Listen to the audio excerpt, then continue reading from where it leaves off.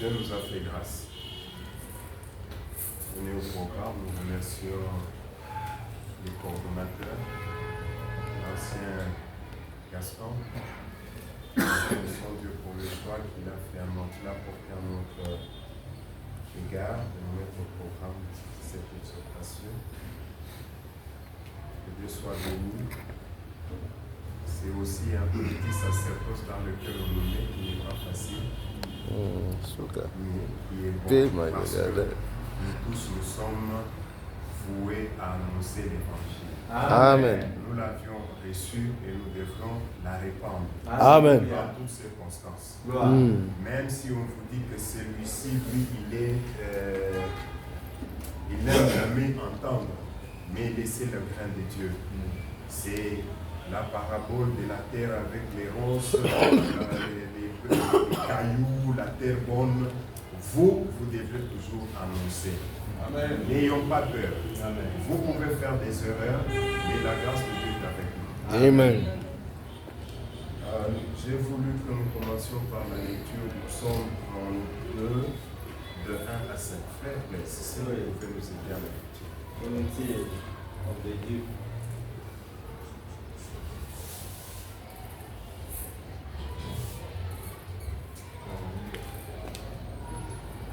Vous avez dit Psaume 32, 1 à 5. La parole de Dieu déclare, et je lis au nom de Jésus-Christ.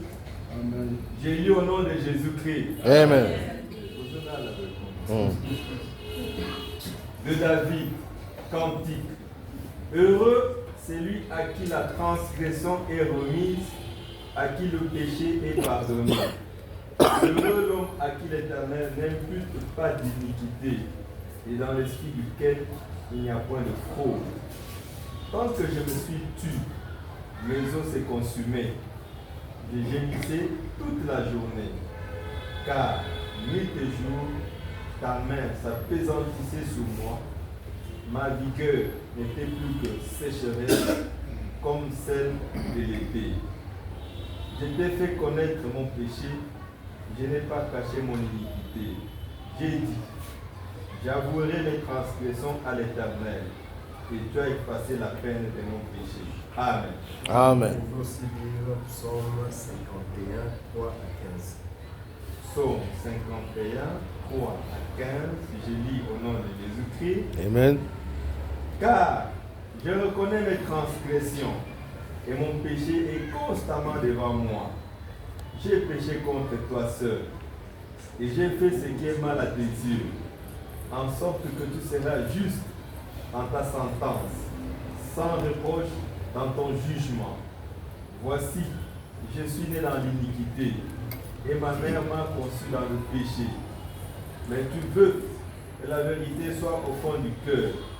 Fais donc pénétrer la sagesse au-dedans de moi. Purifie-moi avec l'hysope, et je serai pur. Lave-moi, et je serai plus blanc que la neige. Annonce-moi l'allégresse et la joie, et les eaux que tu as brisées se réjouiront. Détourne ton regard de mes péchés, efface toutes mes iniquités.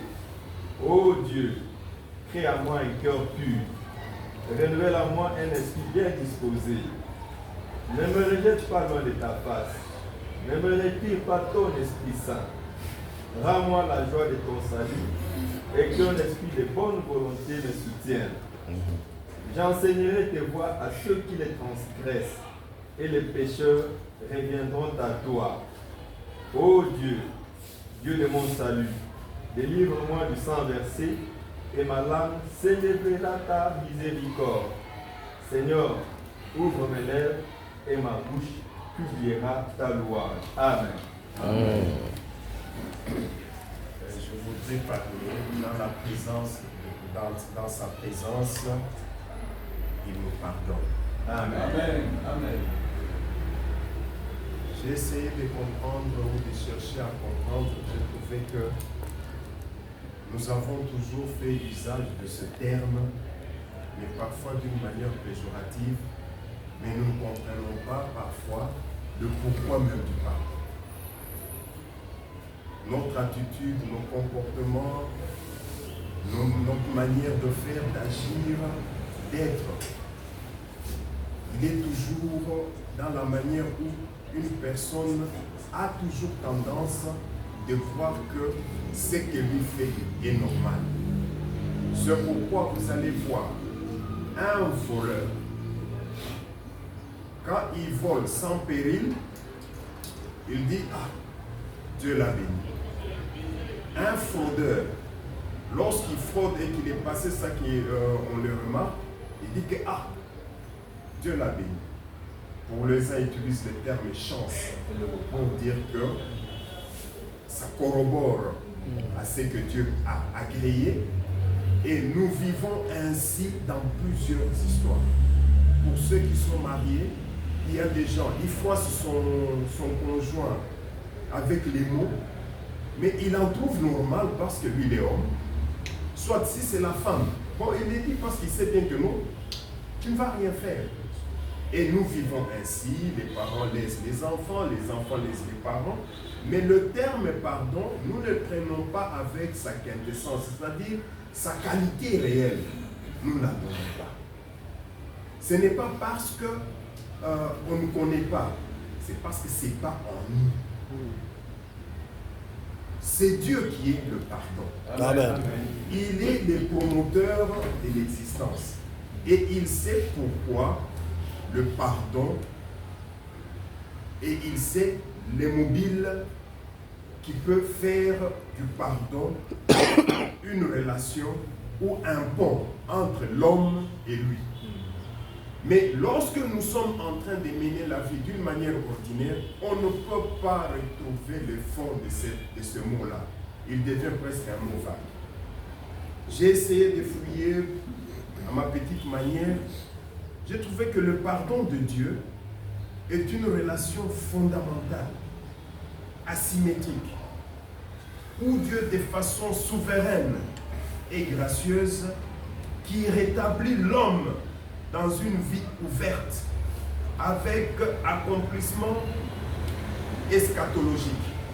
C'est-à-dire, Dieu a créé ce pardon-là pour déterminer l'existence de l'homme. Parce que l'homme a un début et l'homme a une fin.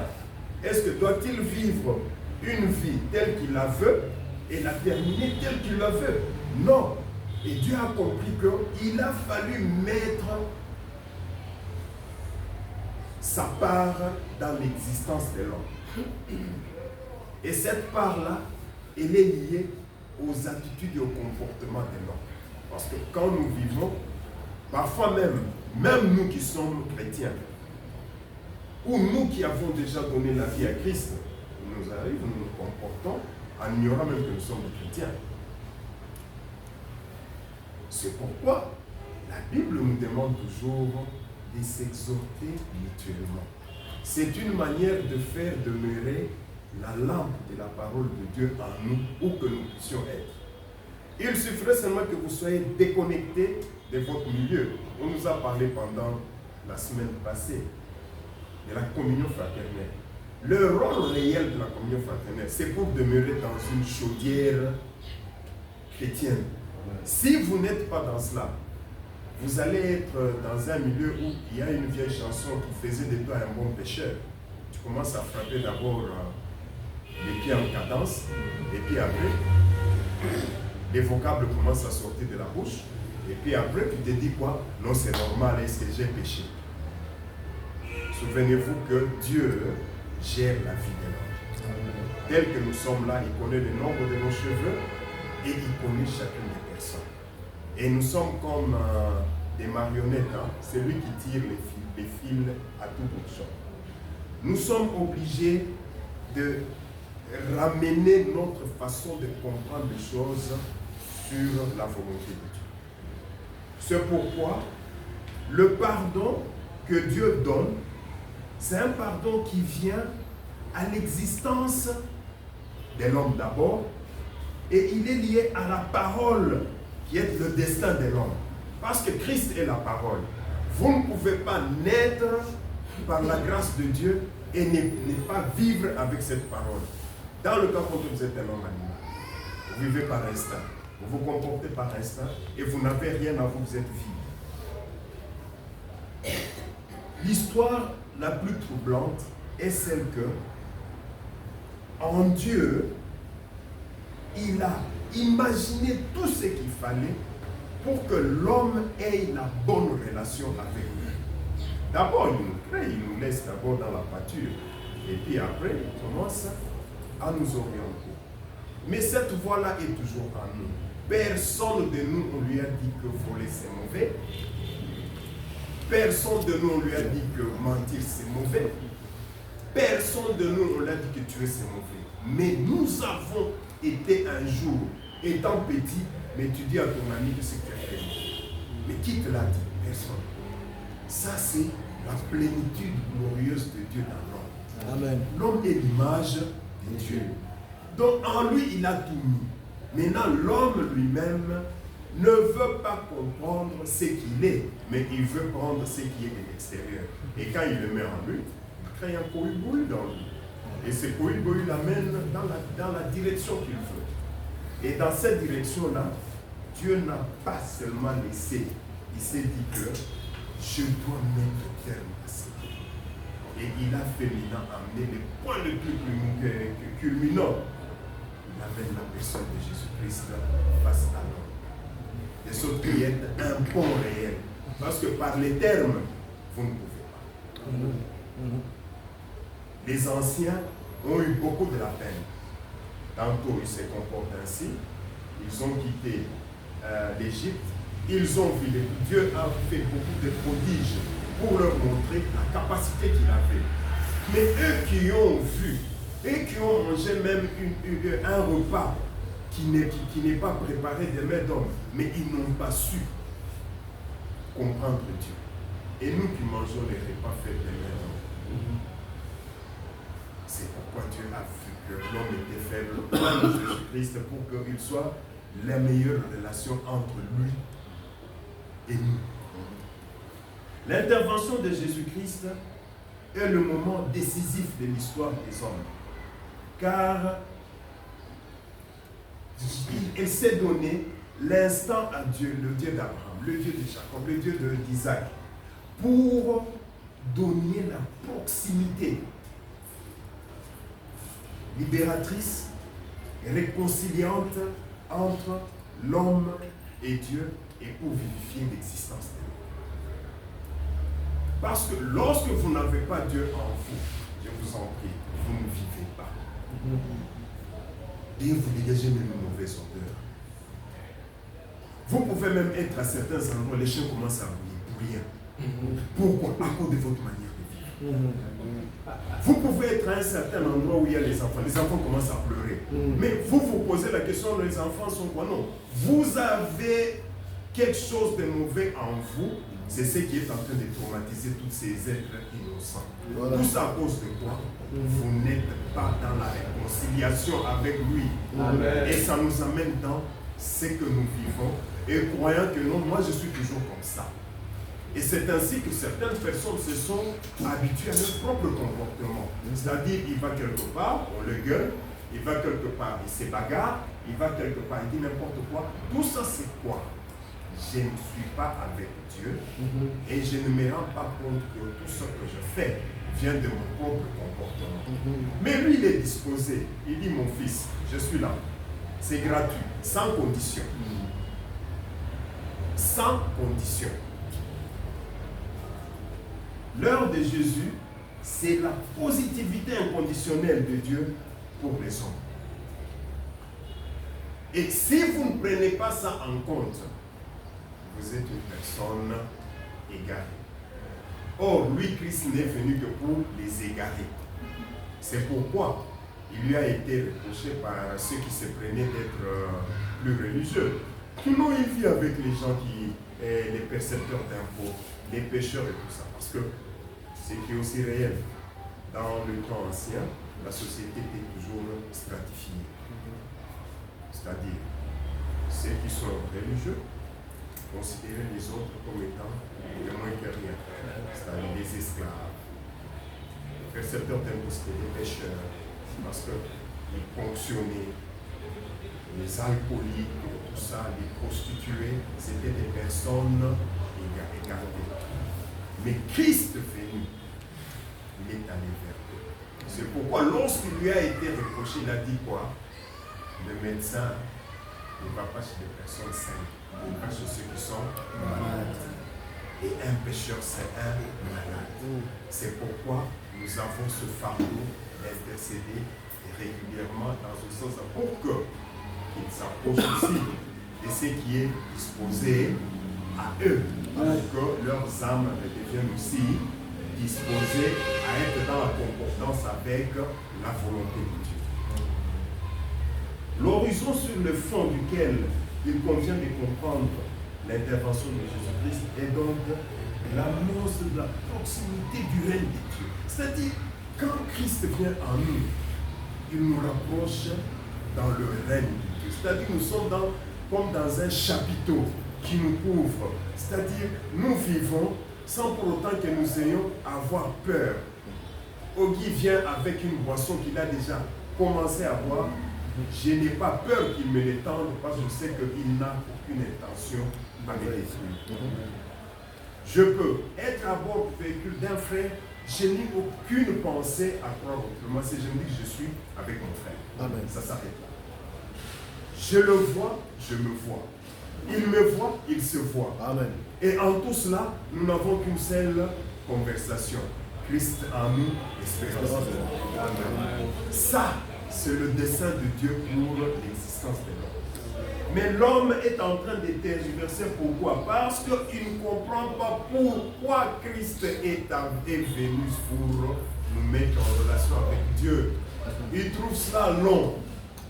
D'autres même croient que quand vous êtes chrétien, vous ne serez pas heureux, vous ne serez pas joyeux. C'est exclu l'argent, c'est exclu les plaisirs, c'est exclu. Est-ce que pour être heureux, il faut être dans l'alcool? D'ailleurs, quand vous êtes dans la lyre de votre femme, vous n'avez même plus la conscience. Alors où est la joie? Et comme le bleu là, donc vous devez arriver chez vous avec la boue, commençant par la tête jusqu'au pied. Mais nous qui sommes dans la lyre de la parole de Dieu, nous marchons gaillardement et nous sommes libres et même chantants. N'ayant pas mangé, n'ayant pas l'argent, sans se plaindre, mais nous sommes dans la joie. Amen. Voilà, lorsqu'on est dans sa présence, c'est le pardon qui est en train de planer. C'est-à-dire, il te voit, il ne regarde pas dire que non, Robert, qu'est-ce que tu as fait hier? Non, non. Il dit, mon fils, les péchés se sont pardonnés. Viens, et te dis, suis-moi. Et c'est ainsi que la valeur de la présence de Dieu, sur de Jésus-Christ, voulais-je dire, était dans le sens que Dieu veut restaurer d'une relation rompue. Il est l'initiateur gracieux de la relation renouvelée. Il y avait une relation rompue, il vous amène vers lui pour vous donner maintenant une relation à lui renouvelée, auquel on ne te rappellera pas qu'as-tu fait, pourquoi tu dis. Et vous êtes un homme libéré de la conscience chargée. Et c'est pourquoi il arrive parfois, lorsque ceux qui nous auraient vus nous comporter autrement, lorsqu'ils nous voient, vous dites, vous allez où? À l'église. Vous allez où? À l'église. Vous allez où? À l'église. Je me trouve un peu comme des gens un peu de paranoïa, ou bien des gens systématisés, hein? C'est-à-dire vous êtes maintenant comme des robots là, c'est-à-dire vous quittez le travail, je vais à l'église. Vous êtes à la maison, je vais à l'église. On croit que nous vivons dans un automatisme. Non. Nous vivons dans la plénitude de la grâce de Dieu. Amen. Et le Saint-Esprit devient notre boussole. C'est-à-dire à chaque instant, il a déjà réglementé. Il sait bien que demain, tu dois aller à l'est, ouest, tu dois aller au sud-est. Et tout ça, tu le fais à cause de Jésus-Christ et non pas à cause de toi-même. C'est-à-dire cette plénitude-là, renouvelée, elle nous donne une vie facile. C'est pourquoi ceux qui ne comprennent pas bien la parole de Dieu ou qui ne se sont pas bien donnés à Dieu, ce sont nos frères qui sont chaque instant ou à chaque moment, pour un manque de $2, ils doivent en parler à tout le monde, il doit se plaindre, il doit signifier même ses propres problèmes à quiconque, alors qu'il laisse la voie principale. C'est de dire seulement Seigneur, souviens-toi. Amen. Souviens-toi de moi. Et dans sa prérogative régalienne, il sait que tu en manques. Et il sait que tu en auras. Mais il sait de la manière dont vous l'aurez. Maintenant, nous voulons vivre dans quoi? C'est-à-dire, nous ne considérons pas la réelle relation du pardon que Dieu nous a donné. Nous voudrons engendrer un système à nous. Et ce système à nous, c'est ce qui fait que nous avons toujours, je suis venu chez le frère, j'ai demandé quelque chose et demain c'est sur la toile. Il est venu, il a demandé. Ça crée encore des frustrations. Je ne pardonne pas, mais je garde la haine. Mais Dieu n'est pas comme ça. Dieu est dans des choses très faciles. Il se dispose et dit croyez. J'ai aimé le frère, je vais la dire croyez seulement. Si vous cherchez à y mettre les raisonnements cartésiens, vous serez à côté. Il y a des choses que Dieu lui-même a disposées à nous. C'est pourquoi il a dit que le royaume de Dieu appartient à ceux qui se ressemblent aux enfants. C'est parce qu'un enfant est réfléchi. Et deux communautés s'est dit. Amen. Papa m'a dit que je vais t'emmener les bonbons, mais l'enfant reste dit que je crois qu'il va amener les bonbons. Et quand tu viens paisiblement avec un langage de paix, papa, tu as amené les bonbons. Et si tu es un papa regardant ou une mère regardante, tu avais quand même pensé à ça. C'est ça notre Père. Amen. Il ne nous regarde pas avec analyse systématique, il nous regarde avec une analyse simplifiée. Il s'est dit que ce sont mes créatures. C'est moi qui sais pourquoi je les ai créés. Je les ai amenés sur la terre pour ma gloire et non pas pour leur propre gloire. Qu'ils soient riches, qu'ils soient pauvres, mais je me dispose à eux. Amen. Pour les accompagner. Voyez, lorsque Christ est venu, il nous a parlé dans la parabole du fils prodigue. Il nous a parlé de la pièce démontée de la femme qui était perdue dans sa maison. Il nous a parlé aussi du brebis égaré. Ça symbolise totalement la disponibilité du Père pour nous, ses enfants. Nous sommes nombreux là. Mais Dieu a la possibilité de toucher un de nous qui est en train déjà d'aller dans une relation sordide pour le ramener, pour que la joie soit parfaite dans le monde. Amen. Alors que de l'autre côté, il y a nous. Mais pourquoi vous pouvez sortir pour aller chercher juste une seule brique? Et quand on le ramène, au lieu même de le laisser traîner par terre là-bas, on le met, les bergers le met même sur ses épaules. Bah, il s'est dit qu'il était fatigué. Il a glissé, égaré, il est parti trop loin. Alors je le ramène ici. Les fils il est parti, il a fait des bêtises. Mais lorsqu'il vient, qui l'a vu le premier? C'est le Père. Ça, c'est l'amour de notre Père créateur. Amen. Il n'a pas regardé tout ce que tu as fait. Il s'est dit que mon fils est là. Je vais vers vous. Et il vient, il vous prend. La première des choses, il vous berce dans son étreinte. Il vous dispose à des choses bonnes. Et vous êtes renouvelé totalement. Sans condition. Il ne demande même pas que tu as fait quoi. Non, non. Viens, fils. Abattons les veaux gras et c'est bon. La femme qui a perdu sa pièce, elle a balayé la maison. Elle a fouiné. Elle a fouillé. Quand elle retrouve la pièce, elle en parle. Nous tous ici, ça nous arrive. Même un simple stylo que j'ai perdu quelque part là. Tu n'as pas vu mon stylo? Tu n'as pas vu mon stylo? Je l'avais là-bas et tout ça. Lorsque on la retrouve, ça fait toujours un sujet de joie. Je dis, j'ai retrouvé mon stylo. Il était où?